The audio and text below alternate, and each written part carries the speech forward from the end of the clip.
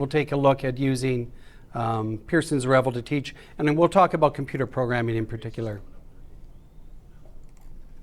Okay, so first of all, let's talk a little bit about what Revel is. So like I mentioned, really, necessity is the mother of invention. Is that correct? I think that's how it goes. So for years, we have been teaching cmpp269 and having students write lots of little programs, like 35 little mini assignments. There was a time we had 32 students in a class, and those of you who have been here long enough realize that changed from 32 to 36 students in a class. And then we started looking at each other and realizing, something has really got to change here because of the amount of work, right, in terms of marking all of the programs. So back in about last spring, 2019, I was talking to someone from Pearson, and they told me about this subscription-based textbook that had its own learning management system. So there were readings, there was videos, there were self-tests, there were simulations, there were quizzes, and there were programming projects. So what I did is I rebuilt 269 completely. So it has a new slide deck, it has new practice quizzes, it has new quizzes, and it integrates the use of Revel. So the course has been completely redone. And that's what I was doing last spring, summer.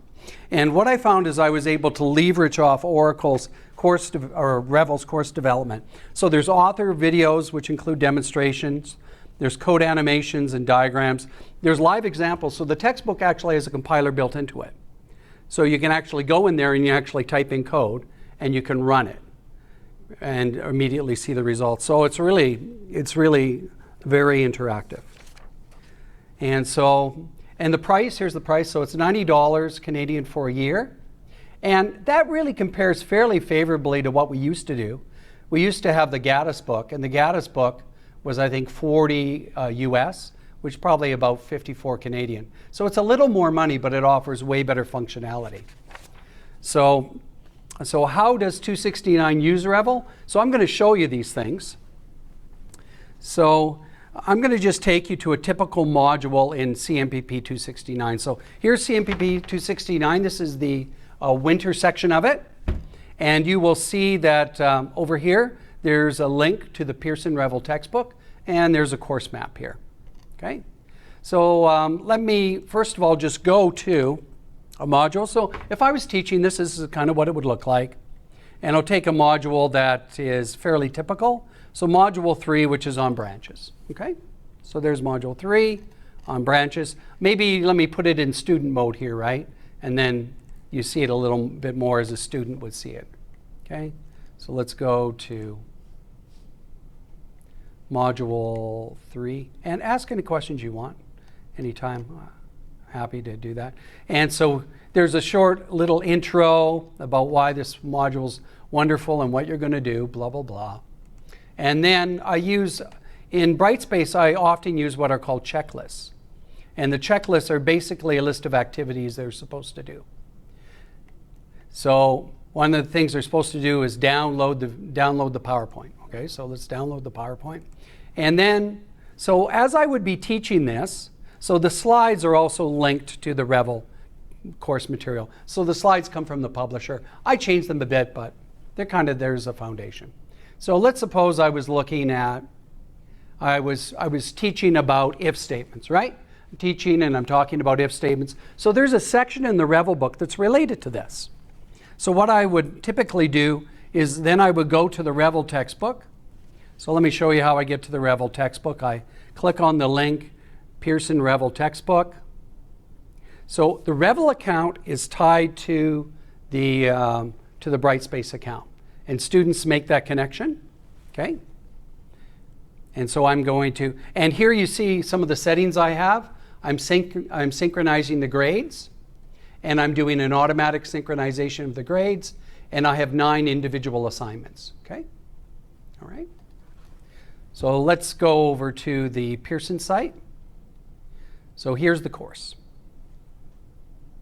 And so the course has a bunch of assignments. Some of them are already done, okay? So let's go to the one that was related to that, to that module. That was this one here, and this was on selections. And so I was in this section here. So this will give you a sense of how you might use Revel inside the actual classroom as you're teaching. So here's kind of that example of that if statement. And it actually shows an example here. And it actually has a little animation you can run too. Okay? So, you know, let me zoom this up a little bit. So let's suppose the user is not very bright and enters -10 for the radius. So what happens? Well, it goes here, and then is the radius greater than or equal to 0? No. It hops out and it's done. And you can try it with a different value, like +10, which is a good value. And is the radius greater than or equal to 10? Yes, it is. It goes here, and so on. Okay? So that will show you one example of an animation. Now, in addition, in Revel, we actually have here's another animation for a larger piece of code that determines if a number is divisible by 5 or divisible by 2.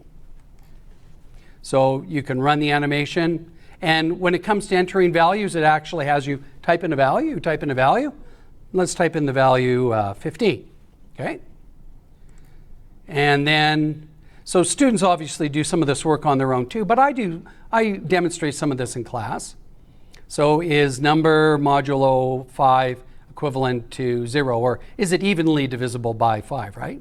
And then it asks, hey, what's the next line of code that's going to be executed? Okay, so it has some points. So it is evenly divisible, so I think line 10 is the correct line, and you are correct. And then it's showing the output as we're running through the animation, okay?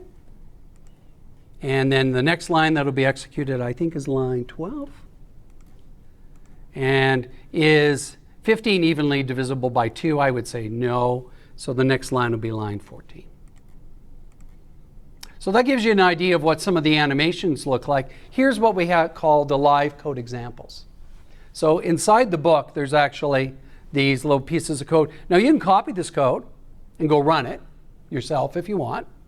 The idea is the students are supposed to fill in the missing piece, but really the missing piece is just this piece from up here. So I don't think there's a huge amount of value in that, but you can click on answer, and then it shows the code, and then you can type in the data value and it'll run it, okay?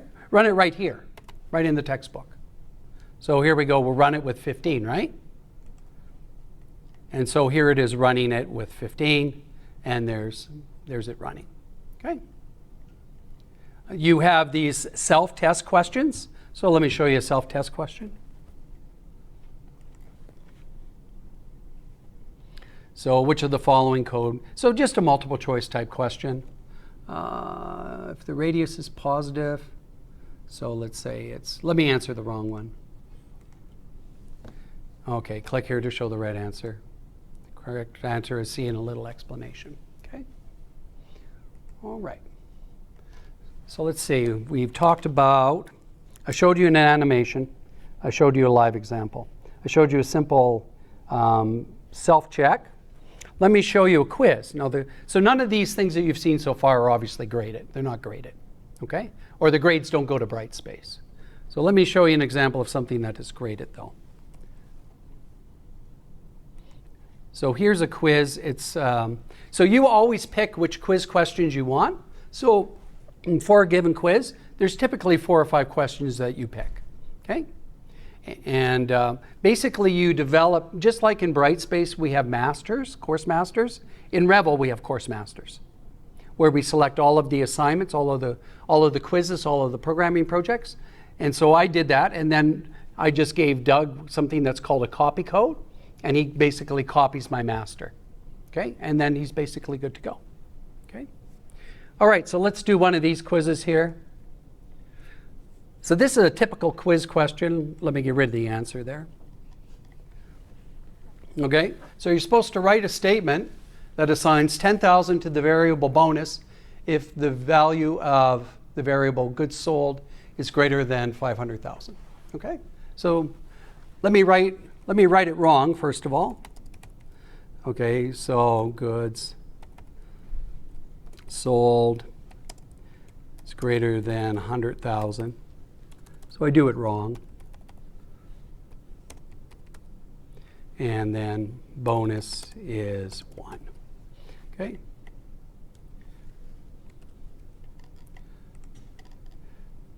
So then you submit it, and it says you are not assigning the correct value to bonus. Okay? So it gives some hints. Don't think it's fantastic, because it's not. But it's not bad. It's not bad. So for example, if you said greater than or equal to, it's interesting to see what it says. It says you almost certainly should be using the greater than sign. So it does have some smarts with it. So when you finally do get the right answer, oh, and you're allowed as many attempts as you want. Okay, you can change the number of attempts as an instructor. You can say 1 attempt, 3 attempts. I give unlimited attempts because I believe that this is supposed to be a learning exercise. And so take as many attempts as you need to get it right. So when you finally do get it right, here's what happens. Oh, I'm still not right. What am I missing? Greater than. Oh yeah, it's going to be greater than. Okay. Now, students don't have I thought because this is so fussy that students would have a lot of trouble answering these questions, but in general they do not actually. I was surprised. And so it says, hey, you are correct, and what else does it do? This is actually the author's solution. So it provides the author's solution. Because you can solve it lots of different ways, right? This one's pretty simple, but sometimes you can solve it multiple different ways. Okay? And they take out the curly brackets too. So. Yeah. Yeah, and so you can see that too. How's the pattern matching then? It's running the code. Yeah, okay. Yeah, it's running code. Like, And it has a little test engine, test suite in it. So it's like a unit tester.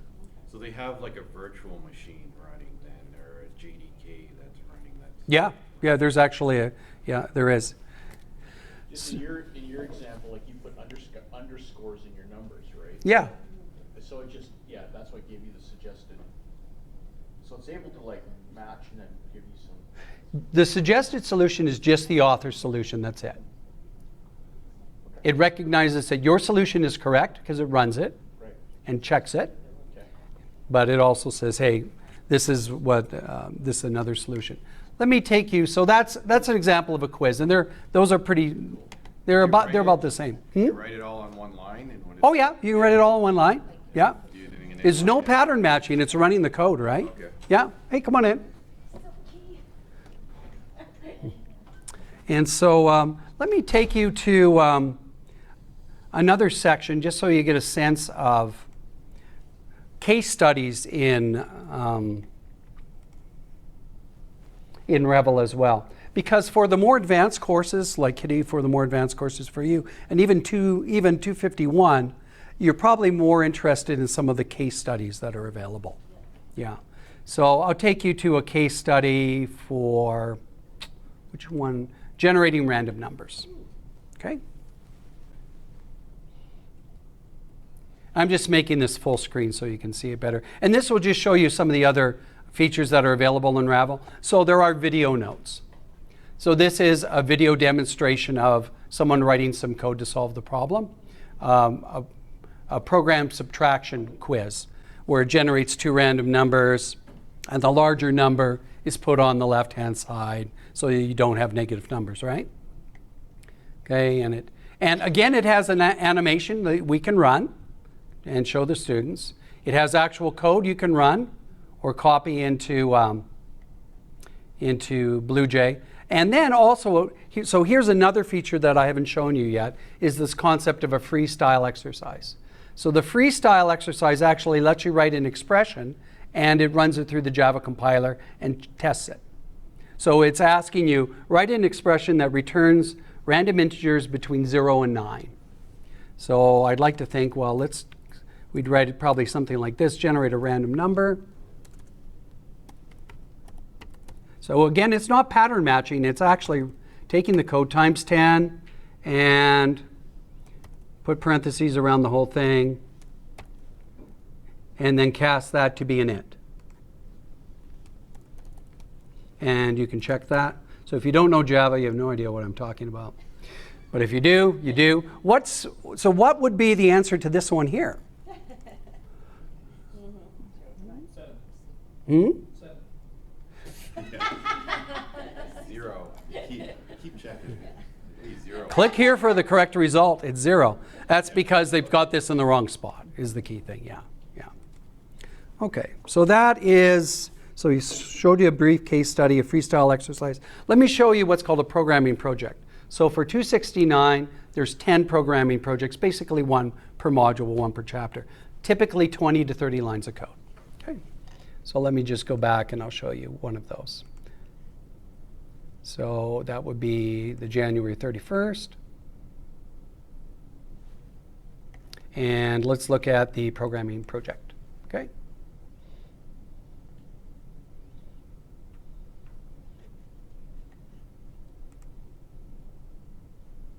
So I'll get rid of all the code. So here's the question. Give you a while to enjoy that for a moment.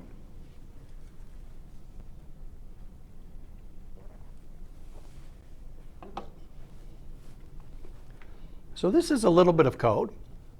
Nick, I think you had an exam question once like this, right? You know the answer to this one.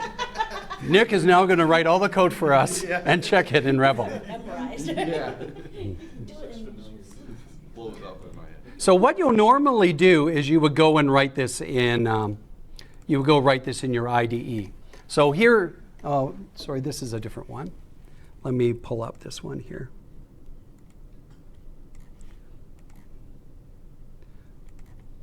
So let me find this one. That was module 3. Okay.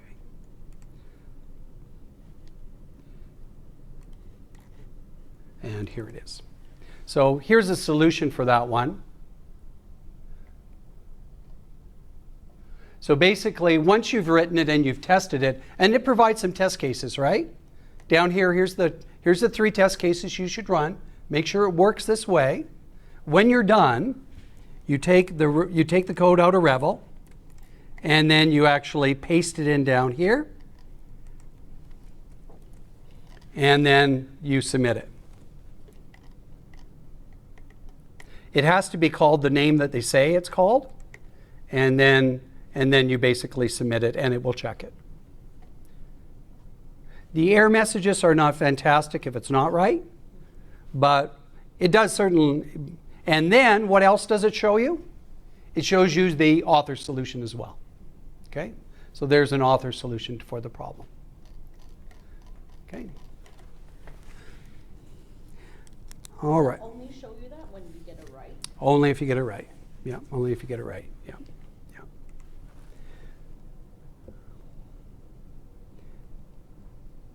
What if you did recursion or Stack Overflow? Would it crash it?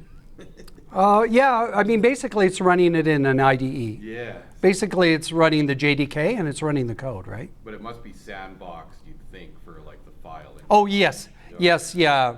When it comes to doing stuff like file I/O, it's usually pretty limited in terms of what it allows. Yeah, okay. Yeah, it's pretty limited, yeah. Now, for every chapter, there's typically about 4 or 5 programming projects that you can pick. So you pick which ones you want, or all of them, or whatever. But another thing that I discovered with Revel, which was really quite amazing, is it has a whole bunch of what they call programming exercises at the end of each chapter. So they're listed here. And so there will be typically about 20 questions. But what's really fantastic is they have a tool that checks all 20. So for example, I'll take you to something that would probably be more appropriate for 251. Just let's go to objects and classes. Let's go to the programming exercises. And there's one here that asks you to build a rectangle class. Okay?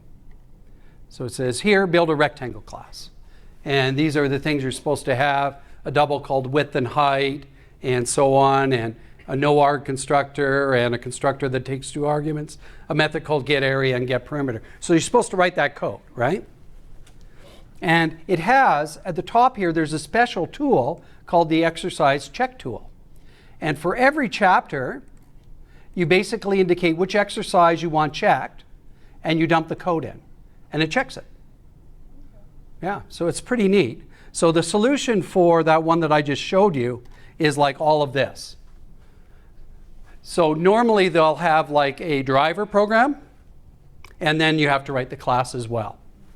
Okay? So this is about 50 lines of code, right? And so you have to do what it says you're supposed to do. You dump the code in, make sure it has the right name, and then you can run it. So if you slide down here, you can run it and just see what it does. So that looks pretty good. And then you can ask it to check it, whether you got the right answer. And in this case here, it says, yes, your program is correct.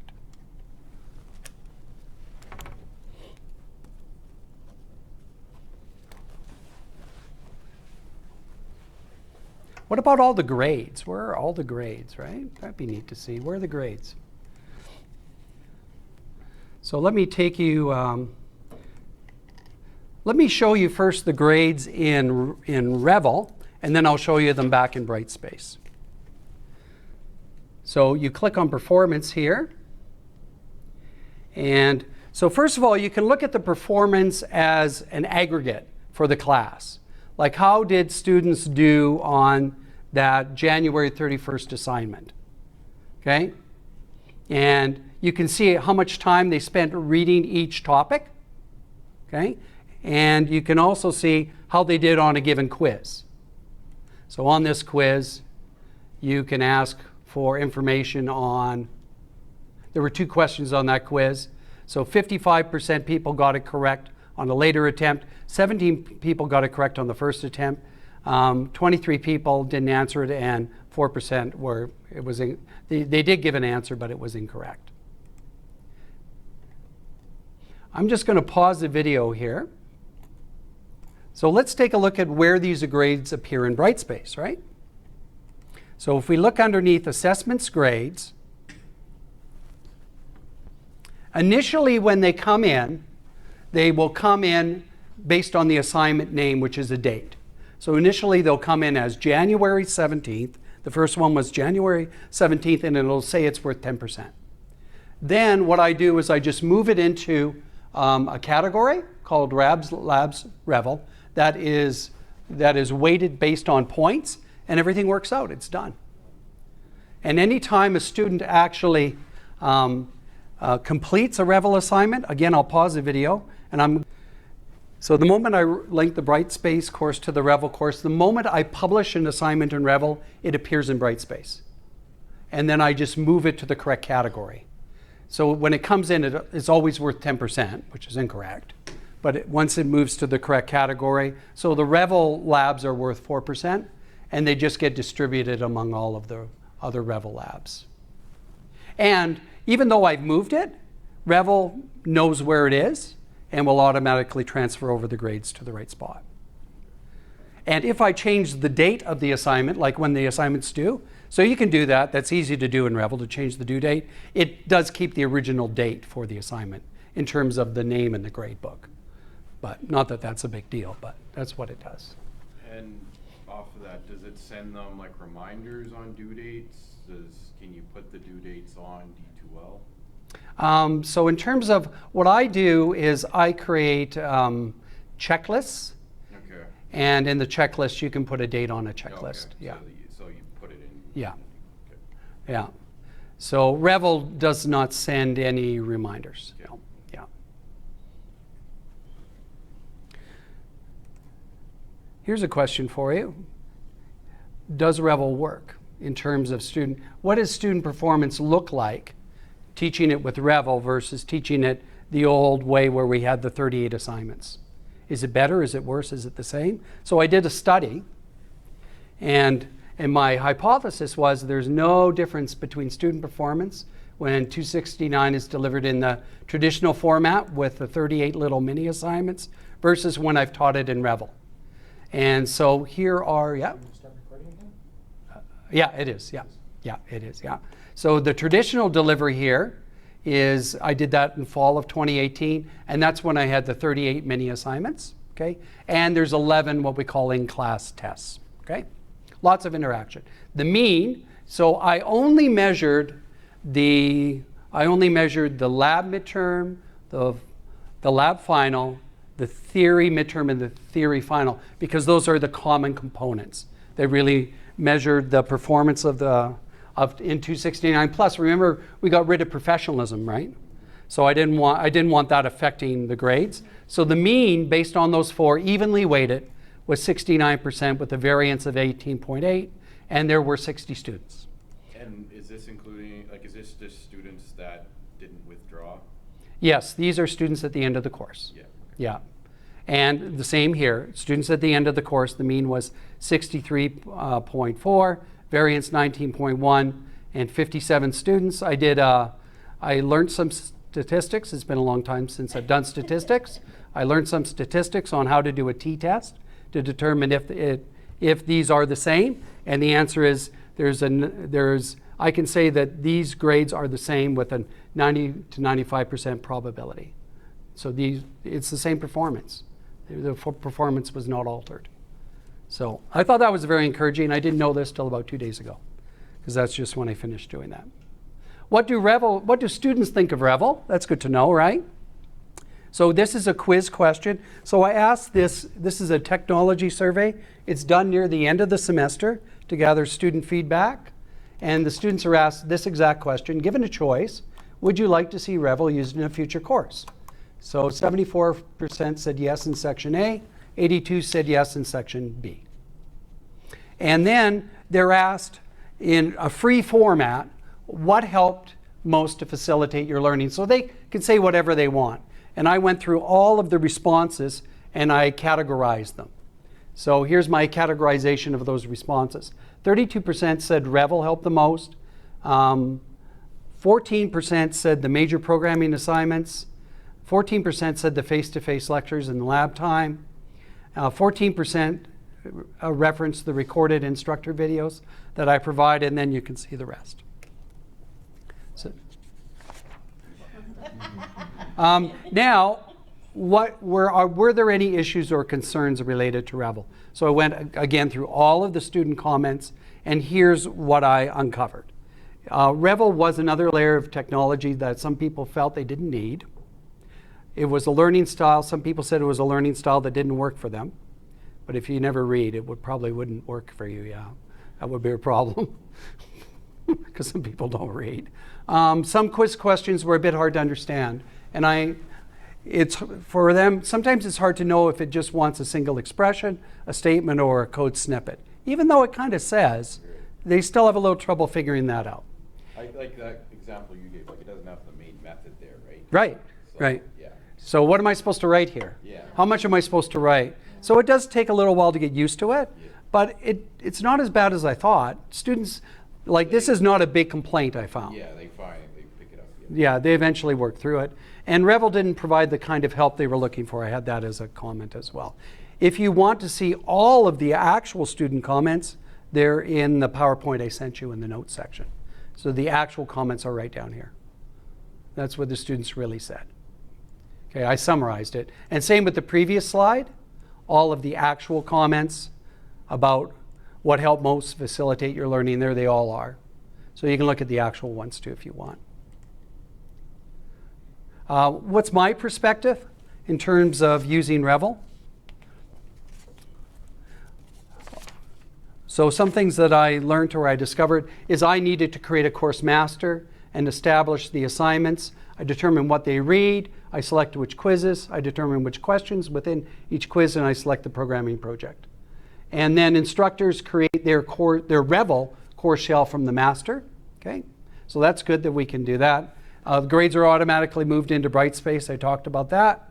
The name of the gradable component's based on the initial due date of the Revel assignment, and by default it's assigned a value of 10%, but it can be moved.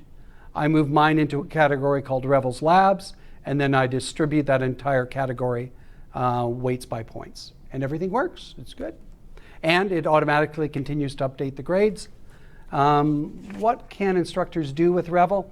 We can view the grades in Revel and in Brightspace. If you want, you can override a student grade on a programming project, not on anything else.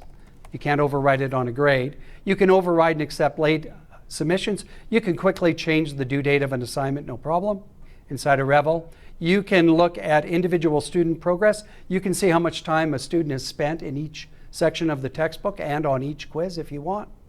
You can, as I showed you, view a complete history of previous submissions, and you can override Revel's grade for an assignment or programming project, and you can leave your own comments. In terms of what do instructors think about Revel, well, I like the fact that the quizzes and the programming projects are automatically graded. Thank God, because it was killing me. And you know, we have a lot of contractors that teach cmpp269, and so it's pretty onerous to ask them to start teaching and then mark 1,400 assignments. You know, that's per section, right? Right? It integrates well with Brightspace. The marks were transferred back. Students are encouraged to read in order to complete the Revel quizzes. They need to read, and they need to do the projects. I'm guaranteed everyone has the textbook. I like that. I know everyone has the textbook. There's no excuses. And legally do. And legally as well. Exactly. They try hard to find an illegal way to get Revel, and very quickly arrive at the conclusion, this is impossible. I said, it's software. You're not going to Unless you want to give somebody download a PDF. Yeah. There's no way to do that. What have other instructors said? Well, this is from another instructor. He's sitting in the room, so he could tell you himself. But here's what he said.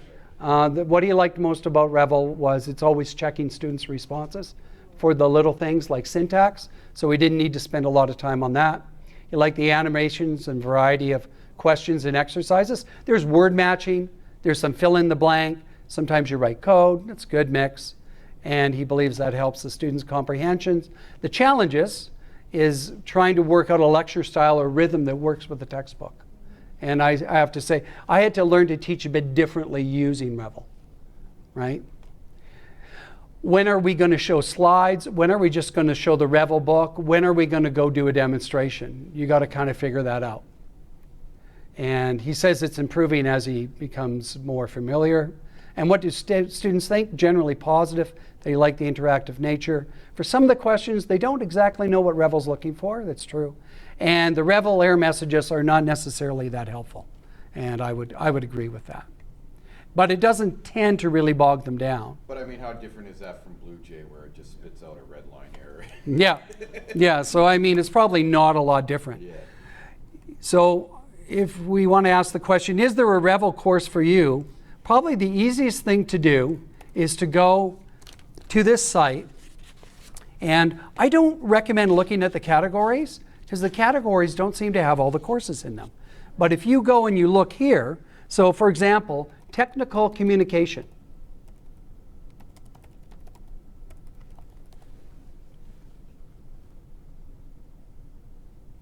There are Revel courses on technical communication. Obviously, there's no compiler built in, but each one has its own set of features, each Revel course. Another course that I thought about, so if you look at programming, you can see what we have. So we have C++, we have a Revel Introduction to Programming and Data Structures, which is new. We have the Gaddis book has been converted for Revel, which is painful because I went through and I rebuilt the entire slide set to be built based on another textbook, and now they just came out with this, so I kind of cried when I saw that. Which is the one we're using? Leanne, isn't it? The second? I guess we're using this one. Yeah, we're using this one here. Yeah. So you can take a look at other areas as well. I looked at journalism and I was surprised. There were some in journalism. I didn't know that. Public relations, writing, media technologies, writing for the mass media. I was surprised. So it's pretty broad, actually. How about web? Yeah. No, it's sadness. I did not find anything. That's in the web programming. JavaScript, something? I don't think so. I was sad. I didn't see that either. Python, C++, and Java.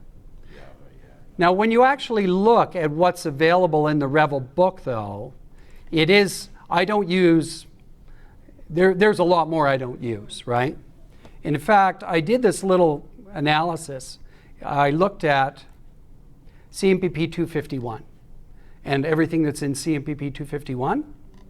And I asked the question, is there something in Revel for that? And are there any quizzes? Are there any programming project? And how many programming exercises are there? And are there any case studies? So for object-oriented principles, the Revel chapter is 9. There's 5 Revel quizzes, 3 programming projects, 13 programming exercises. And then object-oriented thinking is kind of related to that.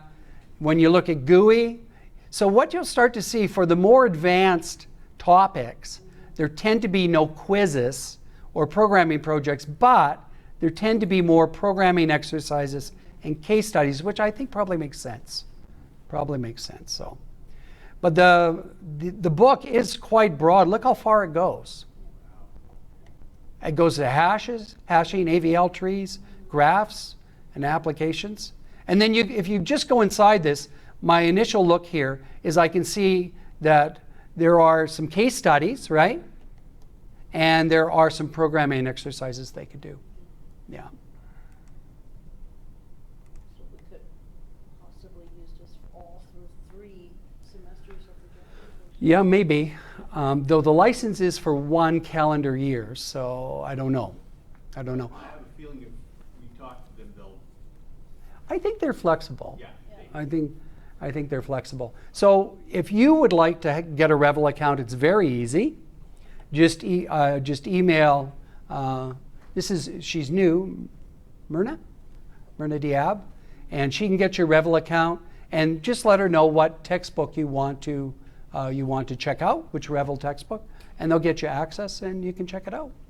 I think they even phone you and talk you through it. Yeah, they're actually very helpful. Yeah. Yeah, they are. Golden question. Yeah. How is academic misconduct with this? The reality is I'm not looking, to be honest. I'm not looking at the code. Okay. Because it's not worth very much, it's only worth 4%. Okay. So those 10 programming assignments and all those quizzes, I have not been checking them. Okay. Yeah, to be honest, yeah. It's a fair question, though. I am checking the major programming assignments. Yeah. Yeah, because I still have those. Yeah. Yeah. It still can occur. Yeah. The good news in term is you can change every semester which quiz questions, Okay. and you can change which programming projects. So for my plan was for the even years, like 2020, I would take the even questions, like 1, 2, 4, 6, whatever. And then for the odd years, I'll take the odd questions, 1, 3, 5, 7. Yeah. What about your workload? Has it? Much better. Yeah. Much better, yeah. So it's decreased. Yeah, it has definitely decreased, for sure. Yeah, for sure. The only thing I would say is that to teach using Revel is a bit of a challenge. I had to change how I taught, and that took a while to get used to figure out how am I going to teach this? How am I going to use this technology? So that was a bit of a challenge for me. And I don't know, Doug, can you say any more about that? Because this is new for you. You're right in the middle of it, right? Yeah, I'm definitely finding the same thing. Mm-hmm. Trying to figure out what's the best way to present. Mm-hmm. Yeah, but it is definitely. I certainly